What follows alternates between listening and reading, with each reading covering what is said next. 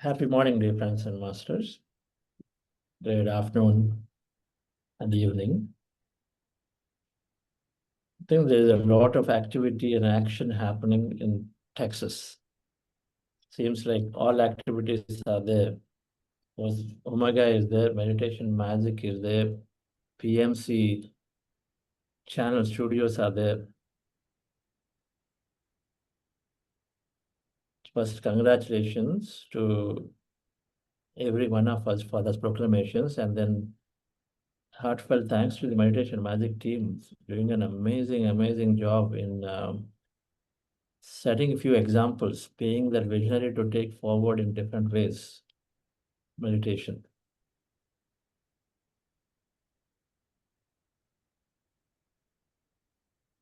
Divya madam and then some of you who have been consistently doing this. Consistency is key. And my training with Patrisa and all my training is around this consistent practice, consistent way of doing things. Because consistency is what builds the muscle. Consistency, of course, is making us stay in the program, whatever that we wish to be experiencing. I mean, that's how we are wired in our subconscious mind. The way we designed, anything that's repeated is absolutely there.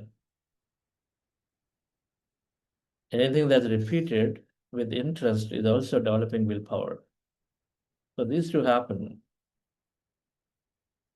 And so then we naturally are in the path or succeeding, whichever area that we pick up. And so thank you for inviting me here. Thank you, Divya, madam, for inviting me here. And an absolute pleasure to be communicating to this group of masters.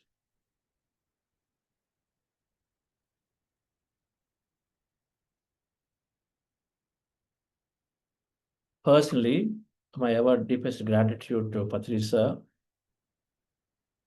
and Dr. GK, because a lot of, and then Paul Vizikumarji, and then Anjaneya Sharma Garu, and a lot of my nurturing happened to some of these masters. And of course, with Patrisa, traveled for a long time. But initial time for me was with Dr. GK and then Paul Vizikumar and Anjaneya Sharma Garu, while parallelly pursuing with Patrisa a lot.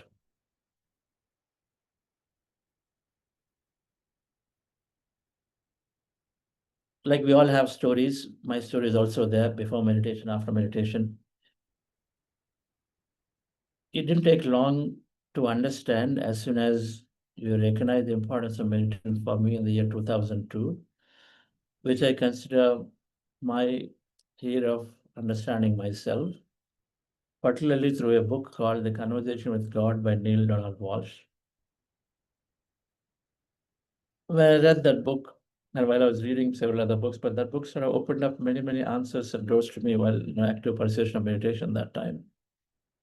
So having understood and having received answers to life's various questions, so then that's the time then I wanted to give and share this thing, and I wanted to serve because I already seen Dr. GK and Paul Vizikumar, who were the founding managing trustee for Pyramid Valley, that how they were doing selflessly. They were giving away many things that they were otherwise they could have easily gotten. And so then I felt that I can give some time. And so that's how I came into service. And I want you to think about it.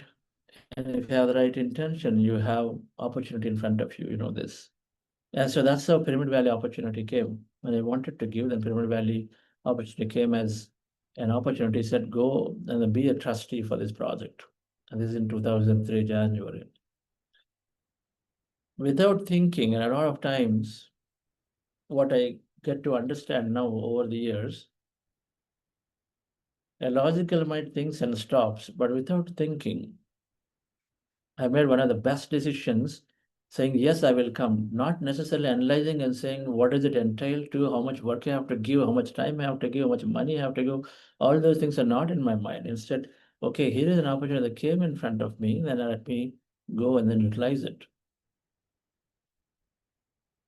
Now, over the years, now I see that many, when an opportunity has come, particularly service opportunity, of meditation service, then I see that, as I regularly see with Buddha Seva's Pyramid Valley, when some of the volunteers come forward, there's a lot of restriction that they come with. Say that I can do this, I want to do this, I can't do this, it will take time and all of it. And then, dear friends, what I've noticed is that also limits us in our growth. In many, many ways, any limiting idea spreads into every part of our life. If I'm limiting myself with the time for the service, I'm limiting myself with the time for growth in the area that I want. That's a natural extension because there is a limiting belief that carries forward every area of our life. And so I was very happy for the decision that I've taken to unconditionally come into Pyramid Valley to contribute in any way that I could. Then here is where, as I went along, it was work for the valley, and then I was more initially, as always, there is a benefit-oriented mindset. There is a benefit meditation, then there are transformation meditation, then there is finding truth meditation, and then there is, of course, co-creator meditation. We move this phase from benefit-minded to a transformed-minded, transformation-minded. And then we are going into deep truth integration. And of course, we finally become co-creator. So that everything is creation. And so I was simply in the process. In the beginning, I joined Valley because I felt that I can grow in spirituality, that I will have association with masters like Divya. Then there were the senior masters at that point, Paul and Anil Sharma, and then of course, greatly with Patriji. That was the only thing I saw, that no, you will get to interact. And so then I was there. And then rightfully, those are the initial years, and it helped me quite a bit in interacting, associating, looking at them to develop, for example, how to drop resistance to, how to become more inclusive, how to drop resistance to experience the coming, how to let go of time factor. Time factor, for example, in a corporate, I was trained that you have a deadline, then you are like really on it. And then if things don't happen, then you are killing yourself and then killing probably the team members and saying, pouncing and I'm saying why and why and why. But in spiritual science, you understand that it is all about not about measuring something, the result, it's about measuring the intention and then the best case effort that the team is putting or not. That's where you look at. And then beyond that, the results, and then whether it happened to the time, you don't care because you know that the results will, in a matter of time, will happen. If not now, they'll happen in the next event, the next event.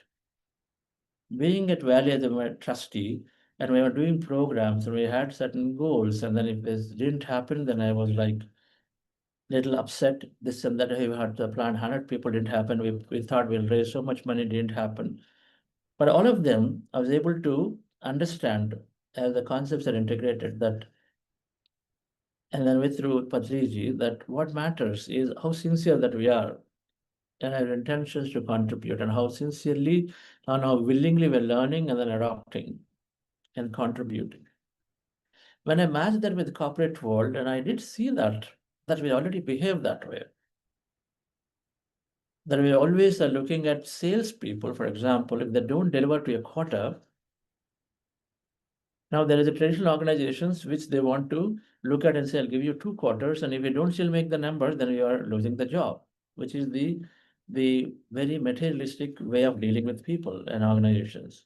But those who have the heart and those who understand this aspect, they only look at and say, are these sales to engineers, are the salespeople, are they putting the right effort, right intention? And then by knowing, you will know that the funnels are progressing, customer cases are progressing. And so that is good enough. And then you as a leader have the strength and courage to put up to the management and say, I will stand by my team. This month we miss this quarter, but the next month, next quarter, they will make it up because they're already working sincerely. So you know it. And so then you support them and then you give them the rope and then go to the next thing. That's really how a right organization, which is most spiritual mind organization must do. And then some leaders already do that. You don't lose people. Whereas some which are purely number driven are simply just taking off. So I recognize, where you have a heart and your business world also already doing at some level. And I was doing it, which I was a CEO for, the same way. And so letting go of time was a very, very important practice because in any case, there's a more deeper. In the quantum world, in the spiritual plane, there's no time and space. So we also need to figure out a way to let go of time and then work and do the right thing at any given time. This is Japanese way, the Kaizen way. The Japanese model is they always do the right thing. And they know that the results will follow, right? And so I think those trainings happen deeply with Patrisa. And that's very important because when time is there, then we stress ourselves significantly. And we are bound to the results with a specific time. And when time and results are there, then you cannot go into acceptance of life. There's also there. These are the concepts of spirituality. We know this.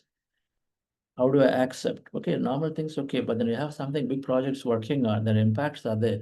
Can I accept and can I have the courage to stand up and then present to the stakeholders who that is and say we're still on the right path, right?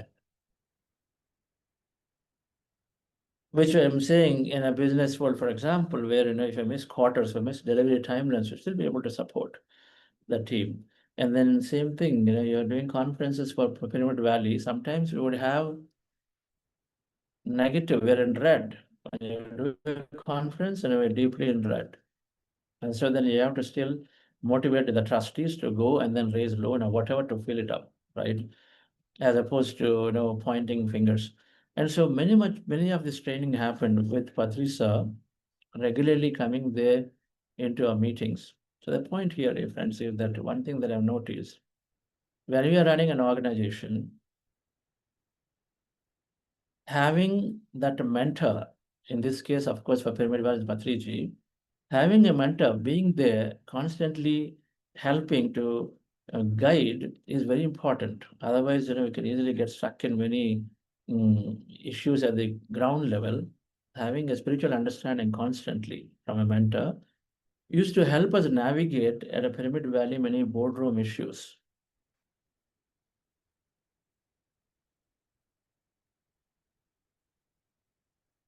So from there, having been there at Pyramid Valley, over a period of time, as it's continuing, while I was learning a lot from masters in Patrisa, at some point, I truly felt, somewhere after 10 years of this, I started feeling that my work at Valley, in many, many ways, is part of the purpose of life. What does it mean? It meant that for some reason it started dawning on me. It meant because we were always hearing many, many people come and say, it helped them greatly, of course, transform, which we hear constantly when I give meditation. They transform their lives, so their lives are far better than now than before. But we're also hearing many, many pyramid masters come and say, Pyramid Valley became an example for them to build a pyramid, to run a center in many, many ways. They also take an example center. So it also implicitly, indirectly became an example model. It's a model for many, many people to build their centers, campuses, and across PSSM. That was not their objective from the begin to begin with. At least it's never there in my mind. Perhaps it's Patricia's mind is always there, maybe. And so then this was giving deep satisfaction. And when you say it's your purpose, you will know that end of the day, you feel very, very happy with your life. You don't feel, while of course things that you're doing today will be there, that's a different thing. But you don't feel something at deep level that you are great. You are going to the bed today, you are great. It doesn't matter you wake up next day or not, because you know you've done what you feel is necessary. That feeling started coming. That's when I recognized that if we sincerely hold on to a project, a strong support, it's called a Lakshya, a strong support, then our alignment and our transformation is taken care. If we hold on to a project of a strong goal, a strong project, our alignment, our transformation is taken care. Our alignment to the purpose is taken care, which means our life fulfillment is taken care. Say says this, that all you need to do is to hold on to something very, very strong, something that challenges you beyond your comfort zone important. In Telugu, it's like a balamaina lakshya unte, then you are automatically all your karma gets dissolved at once. That means you are liberated. When you have a strong support and you hold on to that without leaving, then your karma gets dissolved. That's what it says. Dayamata, who is the SRF founders, who is the who headed SRF after Yogan Paramahamsa, successor, also said the same, that we need to have a strong goal and then we hold on to the goal. Now, why am I saying this? Because in my Pyramid Valley journey, in my service journey in Pyramid Valley of 10 years, and now, of course, in 20 years over and more, 2003 to now, but in the first 10 years, and until the time I was learning, I guess, more and more deeply, that there are at least 5, 6 occasions where I wanted to go. I wanted to leave the project. Because you come in with an understanding that there won't be politics, there'll be great respect for time, there'll be this, there'll be that. And then you come in there, then you also find the similar imperfection that you find elsewhere also. And fundamentally, there is an expectation that the expectation that everything is going to be just great out there because you are doing what we thought is the greatest cause, which is like, getting people to meditate and then realize themselves is the greatest cause. There can't be any higher purpose. For higher purpose work, everything will fall in place naturally. Not necessary. And so because of these challenges, and once, several times people won't come together on time, for example, meetings. Everybody has their own different ideas and notions. They have their own versions of discipline. A corporate may be caring for every minute, but somebody else, it may not be that way. And so then when we had this boardroom of, highest inclusive nature of the board for Pyramid Valley, somebody from agriculture family, somebody from, just not working, but only spiritual master, somebody is doing homemaker. There are kinds of various people are there. Somebody, 2, 3 of us are, business folks. That inclusiveness, and then being able to agree to different viewpoints and being able to be there. And then before I learned, I wanted to go. Sometimes disagreements. And so then I wanted to go and say, my time is getting wasted. There's no point. And so every time I was wanted to go, Patriji would advise and say, hang in there. Hang in there, because it's easy to go. It's easy to be an outsider, but be there in the ring and then work for it. And that's when your maximum learning is happening. We also call it some level samsara as nirvana. You can go out, walk away, wanting to leave everything, all the problems, and simplify your think. But then the learning is less. And so the point is, I was fortunate that I've taken and I was surrounded by these masters and Patriji, that when I had a challenge of any nature, I would go to him. And so then have the right understanding to come back and then still be in the project without necessarily leaving because some challenge is there, because certain things are not happening the way you want it to happen.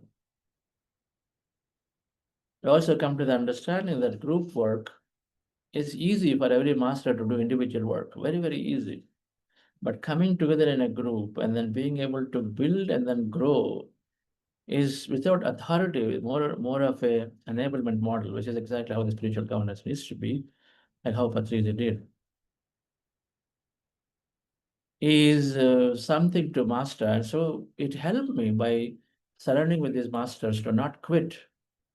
And so then, dear friends, in 10 years later, then I start feeling that that our purpose, and my purpose, a big part of my purpose is there, and that happened through just this one project of Pyramid Valley.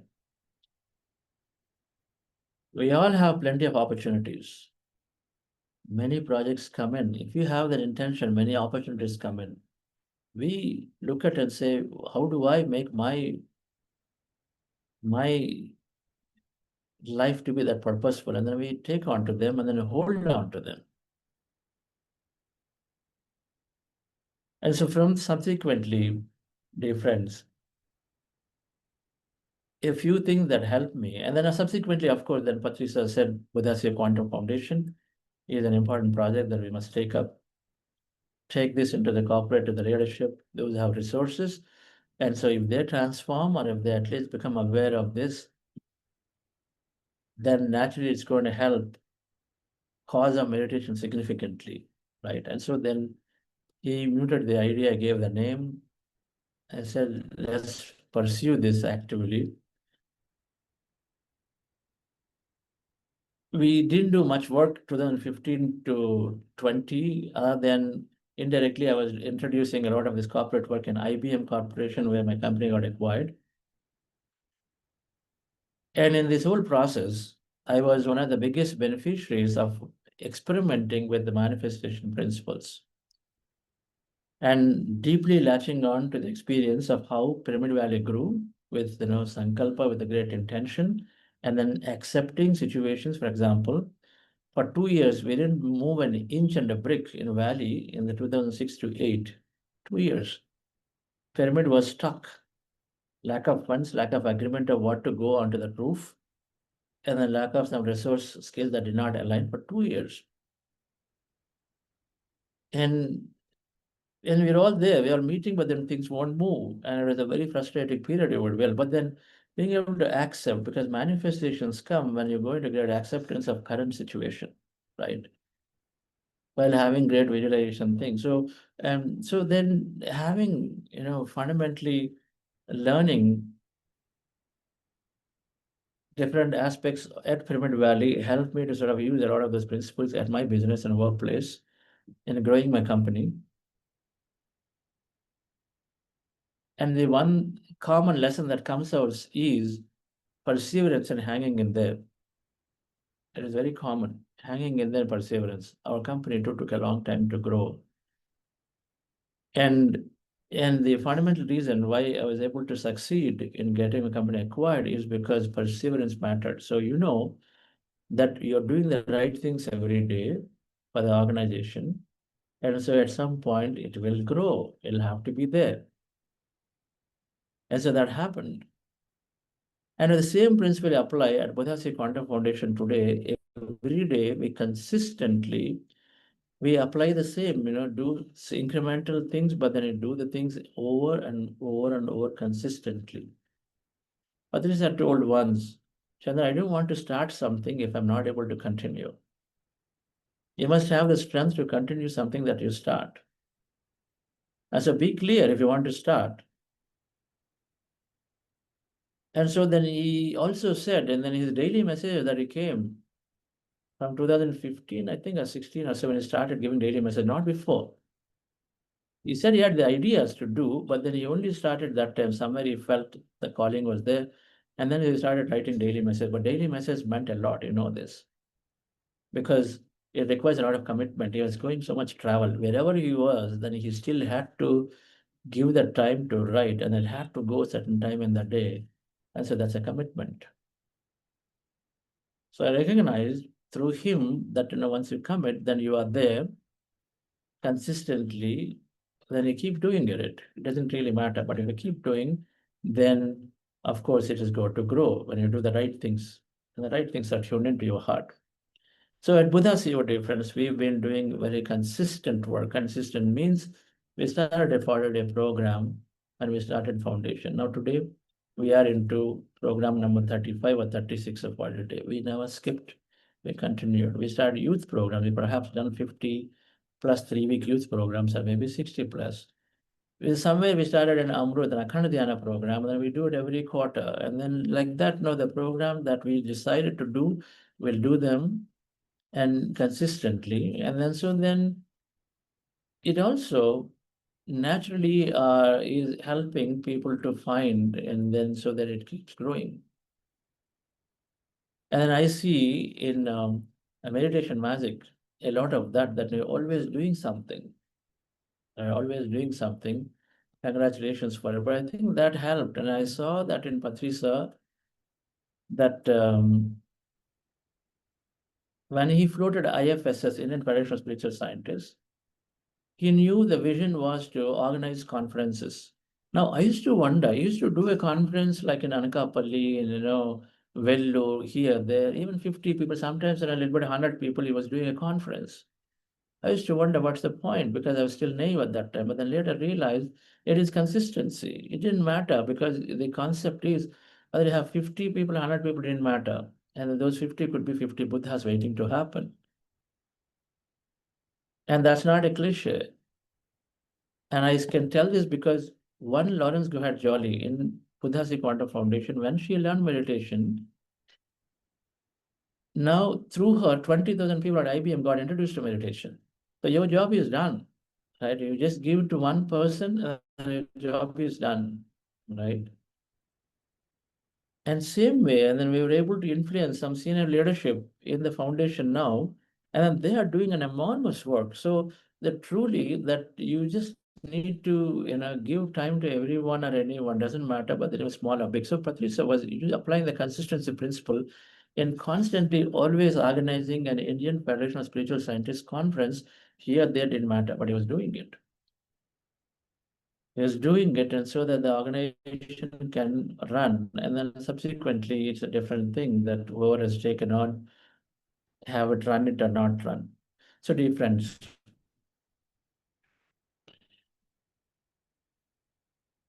few principles that we learn to strengthen our practice to grow our organization that I understand is number one in my life that I've added. Number one, being able to be very consistent in what we do. Whatever we agree to, we keep doing it. Second thing that really helped me is to having that mentor and then being in Patrisa as my mentor. And then today, and I take Dr. Newton as my mentor. And then I go to him. And then if the mentor, then I don't have any questions. And I only have a receiving part. My questions are there, but I don't have logical analysis. And then I hear them and then say, okay, then I'm ready to do. This concept that I learned from Sir that, how you handle the four people of four types. Those who are materially rich with you are materially poorer than you. They are spiritually rich and spiritually poor. For any person, you can be classified into these four categories.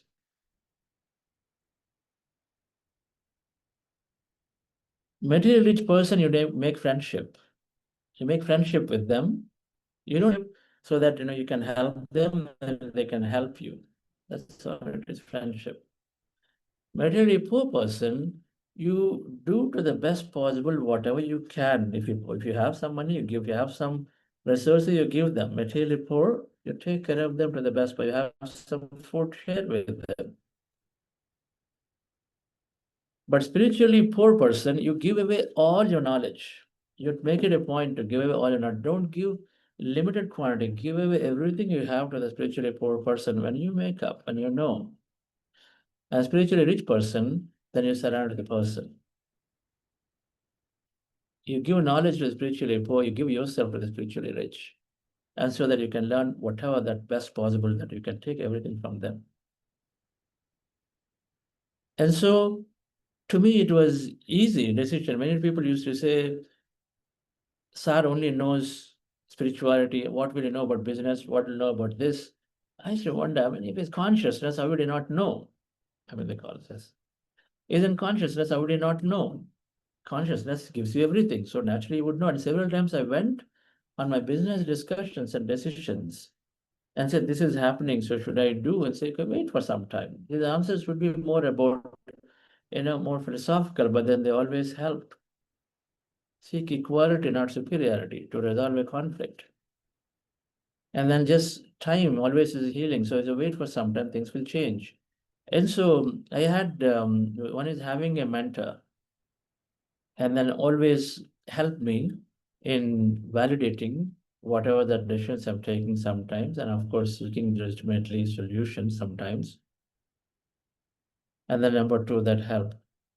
And second, third thing is I think is hmm, surrenderness to we hear this. It's one of the manifestation principles. Is you do what you can, and then you surrender to the outcomes. You surrender to the process, right? You do what you can. GCML, for example, tell you an example. Last GCML, Global Conference of Meditation Leaders in Delhi, we planned an 800 people event, 800 to 1,000 people conference, and we of course invited Vice President of India. The many people are there as speakers. 5 days before, and on Thursday the conference is starting, and Sunday, when we took stock of what we've got, we had little less than 400 people registered. So what do? You have to make decisions about food, and many things are there. Some things, of course, you made commitments anyway, but a few things you always have at the drawing board to see if you want to make alterations, right? Many things, accommodation, food, things that are there because the guests are only not there.